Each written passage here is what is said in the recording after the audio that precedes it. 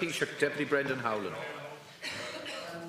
Can I, like others, on behalf of the Labour Party, thank you, Ceann Comhairle, for your stewardship of this House during this year, and all the staff of the House, the clerks, catering staff, ushers, and everybody who make our task doable. I also want to record our appreciation for the work of the media.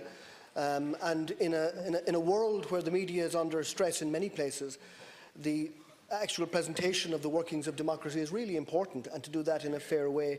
And I want to wish all the colleagues in this House and in the other House a very happy Christmas. Taoiseach, today marks just 100 days until Brexit. The UK and European Commission are stepping up preparations for a no-deal Brexit. Our government does not appear to be equally prepared. Our ports handled 53.3 million tonnes of goods in 2017. 29% of that, 15.5 million tonnes of goods, was carried on roll-on, roll-off trucks and trailers.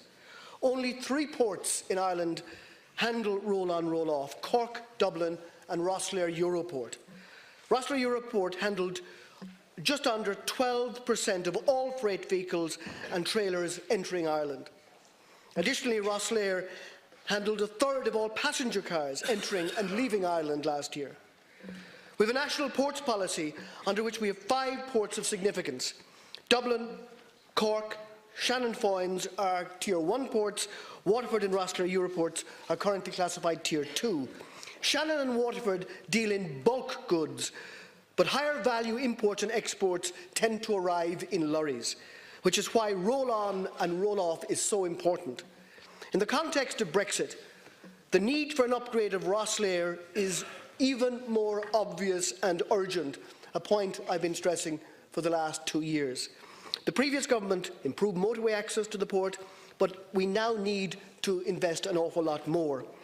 For over 2 years, I've argued that we need to make Rosslare Europort a Tier 1 port.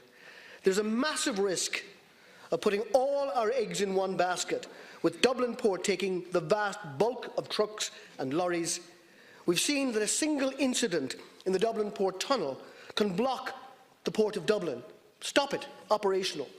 Traffic congestion in Dublin and on the M50 is already problematic. We've likewise seen a storm, adverse winds for an hour or two can close the port. In today's globalised economy, we rely on just-in-time imports for manufacturing and construction. Exports are vital to the survival of our economy. It's essential that we expand our port strategy so that we're ready to weather the storm that a potential no-deal Brexit could visit upon us. There is every likelihood of delays and extra costs in using the British land bridge in any Brexit scenario, but particularly so in a no-deal scenario. We now hear that Irish ferries may not provide services to Rosslare in 2019, which is frankly, in the context of all I've said, unbelievable.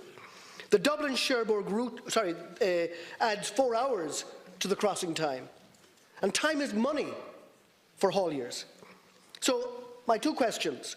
Will the government undertake to ensure that Rosslare Europort is enhanced, not diminished, as a strategic asset in the context of Brexit?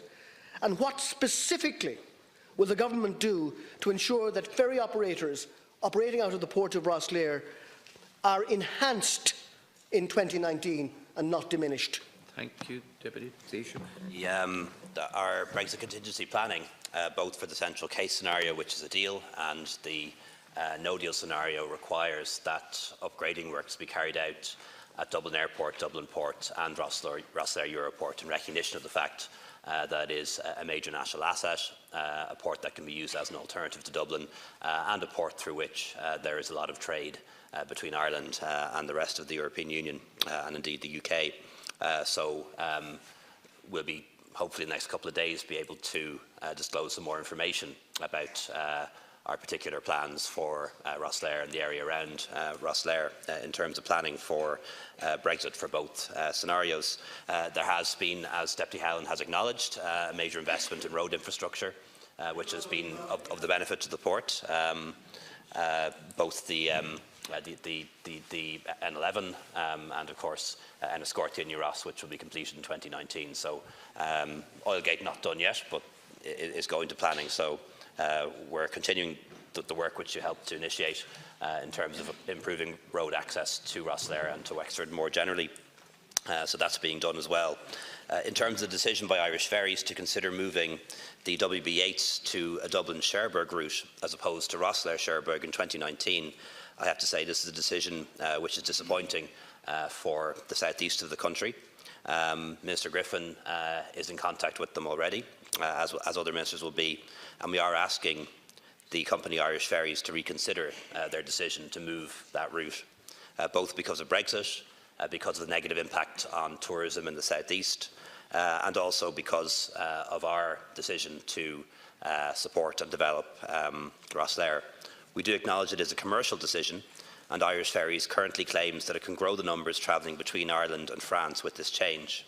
Decisions are driven by demand, and the company argues that there is greater demand on a Dublin route than on a Rosslare one. The ship in its capacity will still be operating between Ireland and continental Europe, albeit from Dublin instead of Wexford.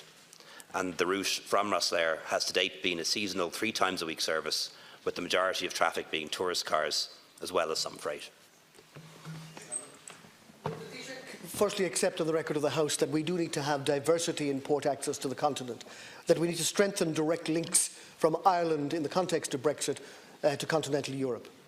Secondly, you will recall, Taoiseach, when I asked you after the publication of your document Investment 2040, why there wasn't a cent at that time allocated to Rosslare, when there was £1 billion investment expected in Dublin Port, 140 million in Foynes Shannon and 80 million plus in Cork. And your response to me on the record of the House was they didn't ask. Now, subsequent to that, Irish Rail have indicated they're going to invest 15 million, a pale sum compared to the other port investments. So can I ask you, will you ensure that we have diverse access points to ensure that goods entering and leaving this state in the context of Brexit have a choice and a variety, and that we won't be putting all our dependence on a potentially congested port in Dublin, dependent on the M50 and the Dublin Port Tunnel? I agree absolutely that we need diversity in port access in Ireland. We have a very successful, very well-performing port in Dublin, but there are other ports too, and they are expanding. Cork, for example, has major expansion plans that are underway. Shannon Foynes, a deep water port in the west of the country as well, and Rosslare. So I agree with you on that particular point. It is important to point out, of course, and factual to point out, that the investment that is happening in Dublin Port, in Shannon Foynes Port, in Cork, is not being funded directly by the taxpayer or the Exchequer. These are commercial semi-state companies. They borrow money, they develop the port, and they repay the loan. And they repay the loan using the charges that they charge people for using the port, and that's the way these work. So it's not that the taxpayers' money or government money is being given to Dublin, Cork and Foynes and not to Rosslare. It's that these ports, Dublin, Cork, Shannon Foynes, are so commercially successful that they can fund the infrastructural developments out of the fees that they charge the port users, and the same applies in Dublin Airport, for example. Rosslare is complicated. There is a 15 million upgrade planned, as you know. It is run by Irish Rail, which is, of course, a railway company predominantly, not a port operator, and I think that's suboptimal. But it's not actually owned by Irish Rail. It's owned by a very strange entity, the name of which I forget, but would require primary legislation, not just here but also in Westminster, to change. Thank you very much.